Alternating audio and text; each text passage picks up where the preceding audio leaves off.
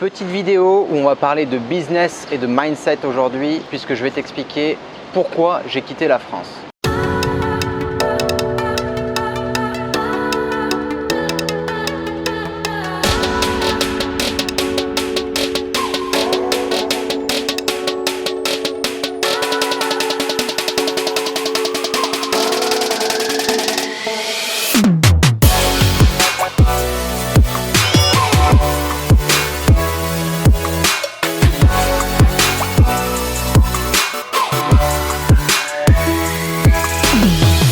Si tu penses que j'ai quitté la France pour des raisons fiscales ou économiques, tu te trompes. Cela, bien sûr, fait partie des raisons pour lesquelles j'ai quitté la France, mais pas que. Et c'est justement ce que je vais t'expliquer dans cette vidéo. On va voir en 4 points les 4 raisons qui m'ont poussé à quitter la France.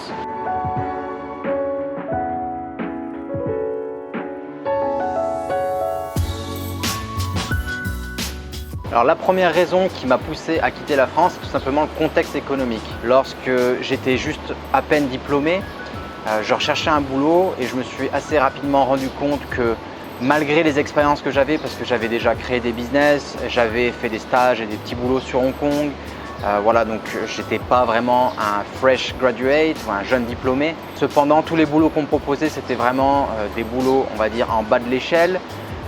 Fallait se délocaliser sur Paris ou sur voilà, des villes un petit peu perdues en France, etc.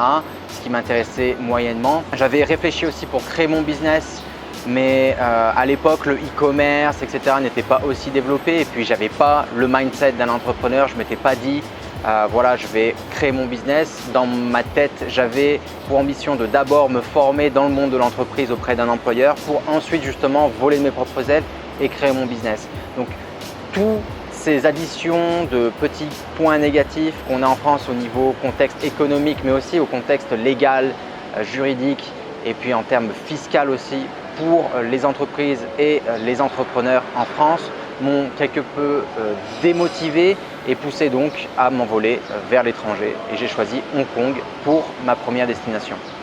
La mentalité française est l'un des autres points qui m'a vraiment poussé à partir. Vous l'avez peut-être aussi expérimenté, mais lorsqu'on a un petit peu d'ambition, qu'on rencontre le succès et la réussite et puis qu'on commence à se faire un petit peu plaisir, que ce soit en termes de bijoux, de vêtements, de voitures, on est souvent critiqué, jalousé, etc., etc. Et ça, c'était quelque chose qui était assez pesant pour moi, non pas parce que j'avais pas envie de me faire juger, mais parce que j'avais vraiment envie d'évoluer dans un cadre et dans un milieu entouré de personnes qui est un mindset et des ambitions similaires aux miennes. Et c'est vrai qu'en France, il y a beaucoup de gens qui ont envie de réussir, qui ont l'ambition, qui ont envie d'évoluer dans le luxe, de se faire plaisir, etc. mais qui par contre ne s'en donnent pas les moyens. Je pense que vous avez aussi énormément de personnes dans votre entourage qui sont comme ça et moi c'était vraiment un des points noirs et j'avais vraiment envie d'évoluer autour de personnes qui avaient le même mindset que moi. Le marché de l'emploi en France et le monde de l'entreprise a aussi énormément de progrès à faire, notamment en termes de mentalité, parce qu'il faut savoir qu'en France, donc, la plupart des postes à responsabilité, ou du moins des postes qui m'intéressaient donc, dans des secteurs comme le e-commerce, le marketing digital ou le business development, étaient souvent localisés à Paris, parce que c'est souvent ici que les grosses sociétés ont leur siège social. Donc voilà, il fallait tout de suite se déplacer sur Paris ou dans d'autres villes qui ne m'attiraient pas forcément.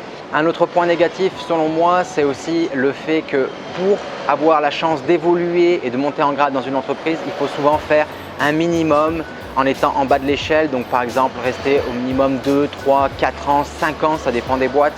Et ça, c'était vraiment quelque chose qui me repoussait parce que je savais que dans les pays anglo-saxons, à contrario de la France, on donne sa chance aux jeunes même s'ils n'ont pas forcément l'expérience ou la maturité, du moment que les résultats sont là et que l'ambition est là, le management va donner la chance aux plus jeunes. Et ça, c'est quelque chose de vraiment agréable. Pour vous donner un exemple concret, lorsque je suis arrivé sur Hong Kong, j'ai trouvé un premier emploi. Au bout de 6 mois, j'ai développé les ventes du marché francophone de manière vraiment conséquente. Du coup, on m'a filé directement la responsabilité du département e-commerce et marketing digital. J'étais passé d'un one-man band, donc j'étais tout seul au début à gérer mes marchés et ensuite je suis passé à la gestion d'une équipe de plus de 20 personnes. Donc je vous laisse imaginer le bond que j'ai fait dans ma carrière. C'était quelque chose d'assez énorme et qui est assez rare en France. En termes de développement personnel aussi, j'avais vraiment besoin de voir quelque chose de différent et d'évoluer dans une ville avec un contexte extrêmement dynamique et orienté business. Je ne pouvais pas rêver mieux en arrivant sur Hong Kong. Pourquoi? Parce qu'il faut savoir qu'ici sur Hong Kong, il y a plus de 10% de millionnaires, ce qui représente environ 700 000 millionnaires sur 7 millions d'habitants. Je vous laisse imaginer la proportion, c'est assez énorme. C'est aussi une ville qui est très orientée business, comme je vous le disais avant. Donc en termes de développement professionnel et personnel, c'est vraiment quelque chose de super. J'ai aussi pu rencontrer énormément d'entrepreneurs à succès ici sur Hong Kong qui m'ont permis d'ouvrir les yeux et de réaliser énormément de choses sur le plan personnel, mais aussi sur le plan professionnel. À l'heure d'aujourd'hui, j'ai plusieurs boutiques e-commerce, j'ai aussi mon agence de consulting et j'ai la formation et le coaching que je fais et je dois avouer que je n'y serais jamais arrivé et que je n'aurais probablement jamais lancé tous ces business si je n'étais pas venu sur Hong Kong. Donc tous ces conseils peuvent paraître clichés, cependant ce sont vraiment des conseils qui m'ont permis d'en arriver là où j'en suis aujourd'hui, de faire un bond significatif dans ma carrière. Donc si vous ressentez les mêmes symptômes que je ressentais à l'époque avant de partir de France, c'est que vous avez sûrement besoin de changement et je vous incite grandement à vous expatrier et à voir d'autres pays, d'autres cultures en termes de business, mais aussi en termes de développement personnel. Ça va vraiment vous apporter énormément, croyez-moi. Voilà donc pour cette petite vidéo. Je vous remercie de l'avoir suivi jusqu'à la fin. Si vous avez trouvé de la valeur dans cette vidéo, je vous invite à me donner un petit pouce bleu et à vous abonner à ma chaîne afin d'être sûr de rester au courant de l'actualité e-commerce, marketing digital et business. Si vous souhaitez aussi vous informer et vous instruire un petit peu plus, je vous invite à vous inscrire à ma newsletter et à rejoindre le groupe d'entraide Facebook qui s'appelle e-commerce League. Je vous mettrai les liens dans la description. Et enfin, pour ceux qui souhaitent se former au métier du e-commerce et du marketing digital, je vous ai mis les liens vers mes formations dans la description.